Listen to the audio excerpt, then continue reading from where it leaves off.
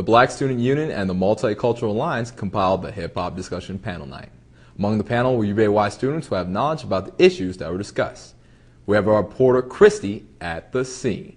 This is Christy Montgomery with CAV-TV, and I'm with Shamron Burks-Barber, Scott Fitzsimmons, Jario Walton. And how do you think the discussion went tonight? It went good. A lot of topics were discussed, but the show, the turnout of people was not what we expected. It's probably because all the other events going on tonight. I think it went pretty good. A couple of times it got out of hand, but overall, I think it went well, and we got a lot of points across, and a lot of people said what they had to say and discussed some issues, but I think overall it went pretty good.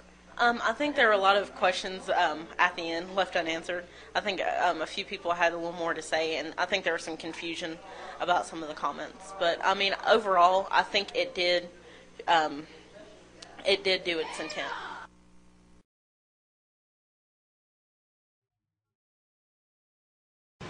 This is Brittany Robinson at the 2008 Homecoming Dance. So what do you think of the whole glow-in-the-dark theme this year? It's pretty awesome, actually. It's really good. I really like how the effects are going pretty well right now. I think it's crazy. It's a good event. Oh, it's pretty cool. I mean, I got the chain going. I got some in my pocket. It's cool. I think it's pretty cool. I think it puts a new spice into the dance, and it's pretty fun. I like it. It's pretty nice, but I wish there was more, maybe strobe lights or something. You see it right here. I think it's pretty awesome. It's pretty good so far, kind of hot, but it's all good, though. Yeah, I'm glowing in the dark, trying to shine. I'm not really glowing in the dark, but I say it's swell, man. I mean, I'm here. I think it's a good little theme. It ain't bad. It brings people's attention. It looks good. It's something new. The glow in the dark thing, I think, it's a good way for students to express themselves, with their colors and what they're wearing. I like it. It's just bringing something different. It's a good thing. I like it. I think it's really interesting. It's really neat. It's something different. I like all the little, how dark it is and all the little glow-in-the-dark things. So are you going to come back next year? Hopefully. Oh, yeah. I can't wait. Yeah, I actually am. I think this whole theme for this year was really hot, and I'm really looking forward to next year. Yeah, if it's anything like this, it should be good. I mean, what's not to look forward to? Yes, definitely. Yeah, I'm looking forward to it. I'll be here definitely. Get a little dancing on. I mean, I am the dancing fool. Okay. So do you think this is better than any of the other homecoming dances? Oh, yeah. We're about to find out at the end of the night. Definitely. Look at all the people here.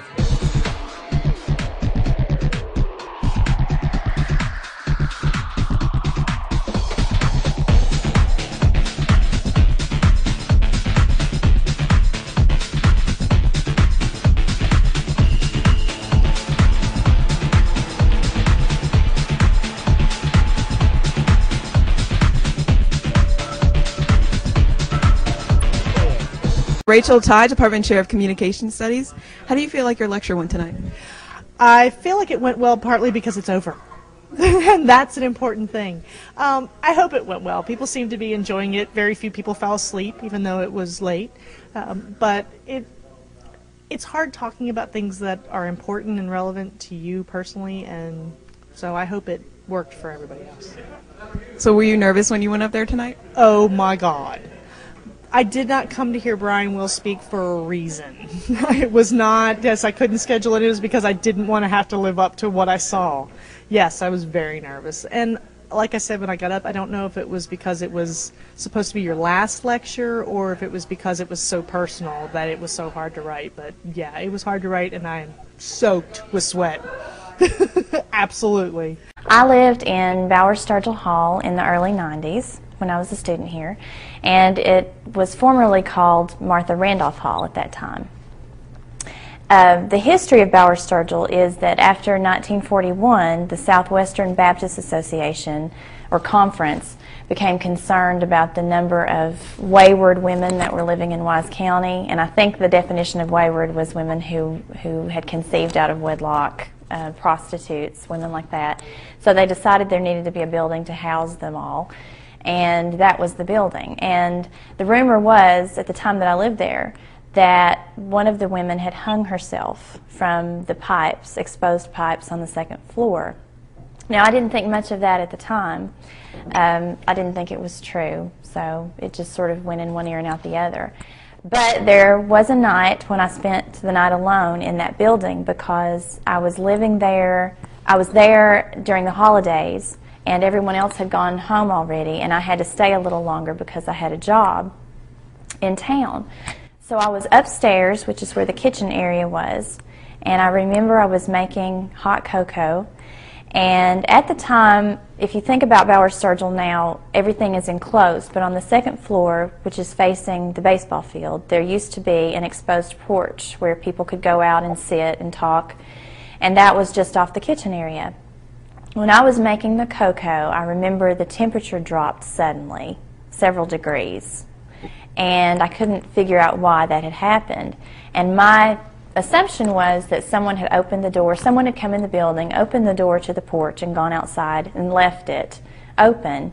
I also saw someone breeze past the open doorway, sort of in my peripheral vision, and I thought, okay, they've come in from the porch and they haven't closed the door, and that explains the cold air. But when I looked, the door was bolted shut.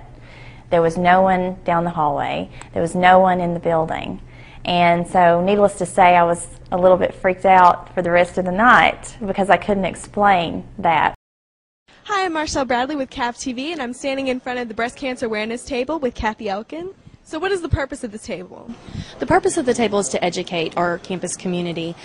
We all know somebody that could be susceptible to breast cancer. Any of us could. A lot of us have family members, loved ones, friends that are survivors of breast cancer, are struggling with breast cancer right now. And so our goal is just to educate. One of the highest demographics of breast cancer occurrences is young women, and part of that is because they're not eligible for mammograms through their insurance, and also because, you know, as young women, a lot of young women think that it can't happen to them, and they're not doing the breast self-exams every month, and so we're trying to encourage early detection. I'm standing here with Casey Jesse. Casey, I noticed that you're wearing your pink shirt today, and I just wanted to know what made you personally choose to wear pink today? Well, breast cancer awareness is something that I really want to support because I have a great aunt who had breast cancer not too long ago, and it's currently in remission, and I just want to make sure that everybody's aware of the effects that it can have on not just the person, but everybody in the family as well. UVA-Y has invited the campus community to celebrate Veterans Day on Tuesday. Students, faculty, and staff were invited to participate in events including the lighting of a candle, making holiday cards, and painting rocks in tribute to all veterans. Veterans Day serves as a special time to some students and faculty. The nicest things I've ever done for my father was I took him to the 50th anniversary of the invasion of Iwo Jima at the memorial in Washington, D.C. in 1995. So it's a pretty special day to me. Where everyone supports the veterans, pretty much, whether you're for the war or against the war, for the places we're in or not, and it provides kind of like a moral support. Veterans Day really is about freedom.